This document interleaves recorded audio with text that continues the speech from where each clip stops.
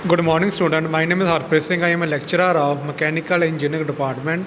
साडा सबजैक्ट चल रहा है WT वर्कशॉप टैक्नोलॉजी 2। ठीक है, अज का साडा टॉपिक हैगा आ प्लेनर मशीन। ठीक है, जिद्दां अपनी शेपर मशीन नहीं होंदी उही चीज़ आ, इहदा काम भी की हुंदा आ, सरफेस नूं फ्लैट करना। ठीक है, जो शेपर मशीन बस डिफरेंस की है, शेपर मशीन च हुंदा है क्विक रिटर्न मैकेनिज्म लगा हुंदा है, जानी कि जिसले फॉरवर्ड स्ट्रोक जाती है वो कटिंग करता है तो बैकवर्ड तो नहीं करता।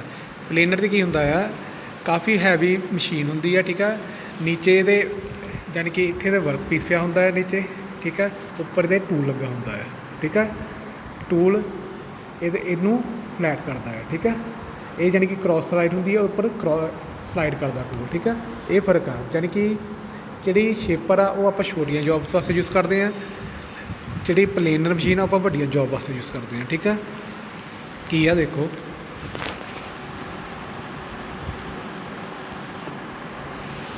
प्लेनिंग की होंदी है, a machine tool operation in which a metal is removed.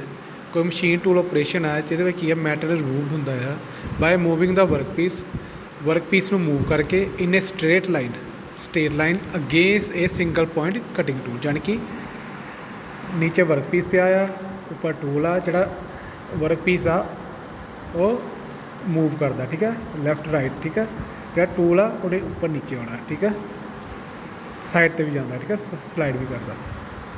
ठीक है, cutting tool mainly for producing large flat surface, कोई वड्डा सरफेस जिहड़ा नूं फ्लैट करने वास्ते, इज़ नोन एज प्लेनिंग। ठीक है, ये machine tool design to remove metal, जिहड़ा मशीन टूल पर डिज़ाइन किया है मैटल रिमूव करने वास्ते by moving the work in straight line against a single point cutting tool mainly for producing large flat surface. जिन्हें लार्ज फ्लैट सरफेस प्रोड्यूस करते उन्होंने आप कहते हैं is known as planing machine. उन्होंने आप कहते हैं प्लेनिंग मशीन, जिन्होंने आप कहते हैं प्लेनर। ठीक है, उन्होंने आप कहते हैं प्लेनर। ठीक है, नैक्सट देखो,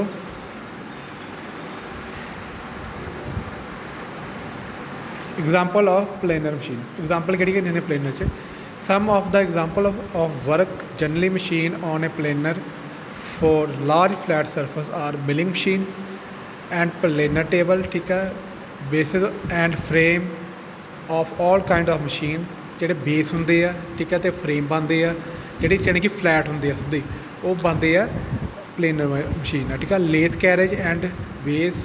ठीक है, लेथ कैरेज जिथे टूल पोस्ट होंदा उहदे नीचे जिहड़े होंदे आ उहनूं कैरेज कहंदे आ, वो बनते आ। ठीक है, shaper and slaughter column and RAM, जिहड़ी शेपर उपर रैम लगी होंदी है वो बनते आ। लोकोमोटिव फ्रेम बनते आ। ठीक है, printing press base and frame, printing press के बेस से फ्रेम बनते हैं। ठीक है, रोल मिलिंग बेरिंग बनते हैं, प्रैशर प्लेट्स बनदियाँ इन्हां।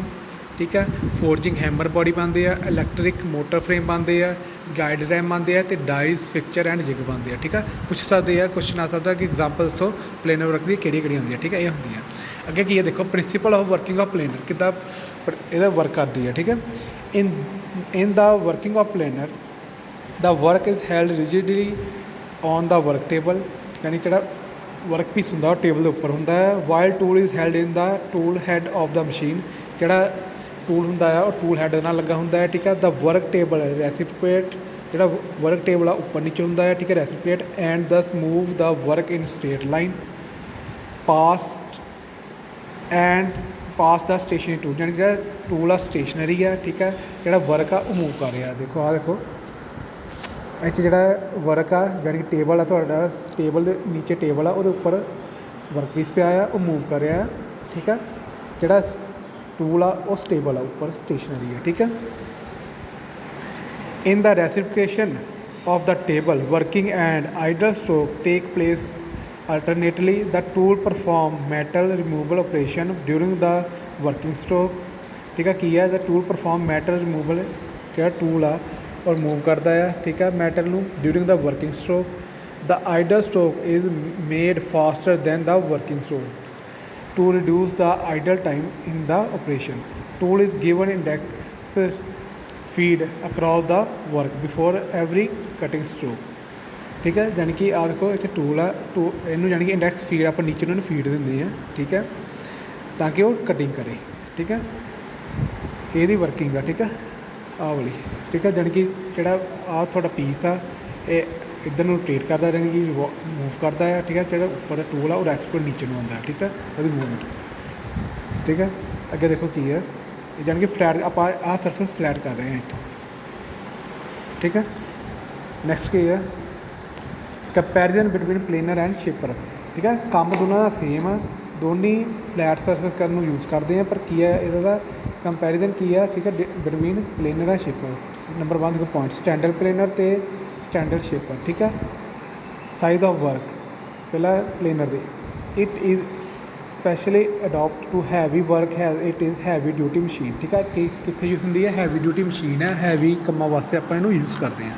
ਸ਼ੇਪਰ ਦਾ ਕੀ ਹੈ, it can do only small work, ਆਪਾਂ ਇਹਨੂੰ ਛੋਟੇ ਵਰਕ ਵਾਸਤੇ ਯੂਜ਼ ਕਰਦੇ ਹਾਂ। ਐਂਡ ਲਾਈਟ ਡਿਊਟੀ ਮਸ਼ੀਨ, ਇਹਨੂੰ ਇੱਕ ਲਾਈਟ ਡਿਊਟੀ ਮਸ਼ੀਨ ਕਹਿੰਦੇ ਆ, ਯਾਨੀ ਕਿ ਹਲਕੀ ਹੁੰਦੀ ਹੈ, ਠੀਕ ਹੈ। ਅੱਗੇ ਕੀ ਹੈ, ਸਾਈਜ਼ ਆਫ ਟੂਲਸ, ਪਲੇਨਰ 'ਚ ਕੀ ਹੈ, tool shapes are similar to those of shaper tool, ਇਹਦਾ ਜਿਹੜਾ ਸਿਮਿਲਰ ਹੁੰਦਾ ਆ, ਯਾਨੀ ਕਿ ਜਿੱਦਾਂ ਦਾ ਟੂਲ ਆਪਾਂ ਸਿੰਗਲ ਪੁਆਇੰਟ ਟੂਲ ਆਪਾਂ ਯੂਜ਼ ਕਰਦੇ ਹਾਂ ਸ਼ੇਪਰ ਵਿੱਚ, ਉਹੀ ਟੂਲ ਆਪਾਂ ਯੂਜ਼ ਕਰਦੇ ਹਾਂ ਪਲੇਨਰ ਵਿੱਚ, but are large in size, ਪਰ ਜਿਹੜਾ ਇਹਦਾ ਸਾਈਜ਼ ਹੁੰਦਾ ਨਾ ਉਹ ਲਾਰਜ ਹੁੰਦਾ ਆ, ਠੀਕ ਹੈ। ਇਹਦਾ ਕੀ ਆ, ਸ਼ੇਪਰ ਦਾ ਕੀ ਹੈ, tool are of similar shape but are smaller size, ਠੀਕ ਹੈ। ਸਿਮਿਲਰ ਸ਼ੇਪ ਦਾ ਹੁੰਦਾ ਪਰ ਛੋਟੇ ਸਾਈਜ਼ ਦਾ ਹੁੰਦਾ, ਠੀਕ ਹੈ। ਸਾਈਜ਼ ਆਫ ਮਸ਼ੀਨ, ਪਲੇਨਰ ਦਾ ਕੀ ਹੁੰਦਾ, ਮੱਚ ਲਾਰਜ ਇਨ ਸਾਈਜ਼ ਜਿਹੜੀ ਦੈਨ ਇਹ ਸ਼ੇਪਰ, ਯਾਨੀ ਕਿ ਜਿਹੜਾ ਸਾਈਜ਼ ਹੁੰਦਾ ਹੈ ਪਲੇਨਰ ਦਾ ਉਹ ਵੱਡਾ ਹੁੰਦਾ ਹੈ ਸ਼ੇਪਰ ਨਾਲੋਂ। ਹੈਂਸ ਰਿਕੁਆਇਰ ਮੋਰ ਫਲੋਰ ਏਰੀਆ, ਯਾਨੀ ਕਿ ਬਹੁਤ ਜ਼ਿਆਦਾ ਏਰੀਆ ਕਵਰ ਕਰਦੀ ਆ, ਠੀਕ ਹੈ। ਮੱਚ ਲਾਰਜਰ, ਸ਼ੇਪਰ 'ਚ ਕੀ ਹੈ, ਮੱਚ ਲਾਰਜਰ ਇਨ ਸਾਈਜ਼ ਦੈਨ ਸ਼ੇਪਰ, ਠੀਕ ਹੈ। ਹੈਂਸ ਰਿਕੁਆਇਰ ਲੈਸ ਫਲੋਰ ਏਰੀਆ, ਠੀਕ ਹੈ।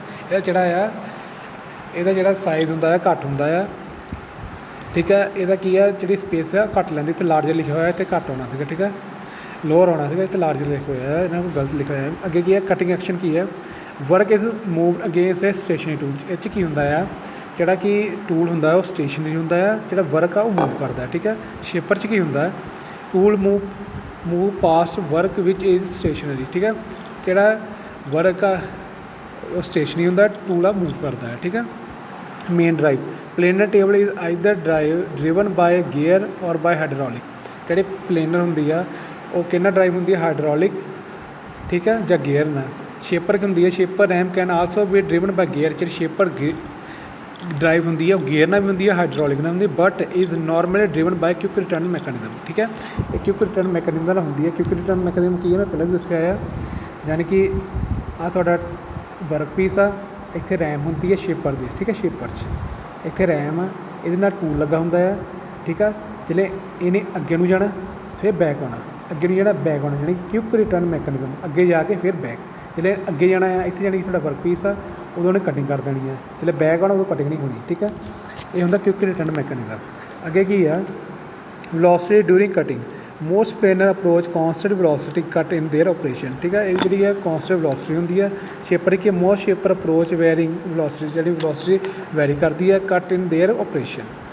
ਡੈਪਥ ਆਫ ਕੱਟ ਕਿੰਨਾ, ਇਹਦਾ ਡੀਪਰ ਕੱਟ ਆਪਾਂ ਲਾਉਂਦੇ ਹਾਂ, ਯਾਨੀ ਬਹੁਤ ਡੀਪ ਕੱਟ ਲਾ ਸਕਦੇ ਹਾਂ ਪਲੇਨਰ 'ਚ। ਸ਼ੇਪਰ 'ਚ ਕੀ ਹੁੰਦਾ, ਲੈਸ ਡੀਪ ਕੱਟ, ਯਾਨੀ ਕਿ ਮੋਸਟਲੀ 4 ਜਾਂ 5 mm ਤੱਕ, ਠੀਕ ਹੈ। ਜਿਹੜਾ ਦੂਜਾ ਪਲੇਨਰ ਉਹ 'ਚ ਆਪਾਂ ਵੱਡਾ ਕੱਟ ਲਾ ਸਕਦੇ, ਕਿਉਂਕਿ ਆਪਾਂ ਵੱਡਾ ਟੂਲ ਯੂਜ਼ ਕਰ ਰਹੇ ਹਾਂ, ਹੈਵੀ ਆ, ਠੀਕ ਹੈ। ਫੀਡ ਮੋਸ਼ਨ ਕੀ ਹੈ, tool is fed across the work before every cutting stroke, ਠੀਕ ਹੈ। Index feed of the tool, indexing ਯਾਨੀ ਉੱਪਰ ਆਪਾਂ ਨੂੰ ਫੀਡ ਦਿੰਦੇ ਹਾਂ, ਠੀਕ ਹੈ। ਅੱਗੇ ਕੀ ਹੈ, ਸ਼ੇਪਰ 'ਚ ਕੀ ਹੈ, it is usually the work in horizontal shaping which is fed across the tool before every cutting stroke, ਠੀਕ ਹੈ।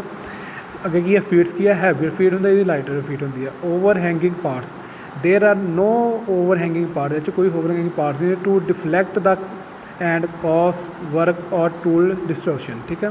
ਉਹ 'ਚ ਕਹਿੰਦਾ ਸਟੈਂਡਰਡ ਸ਼ੇਪਰ ਕੀ ਹੁੰਦਾ, there is over hanging part ram which can deflect and cause work or tool distortion, ਠੀਕ ਹੈ। ਇਹ 'ਚ ਓਵਰ ਹੈਂਗਿੰਗ ਪਾਰਟਸ ਹੁੰਦੇ ਆ, ਠੀਕ ਹੈ।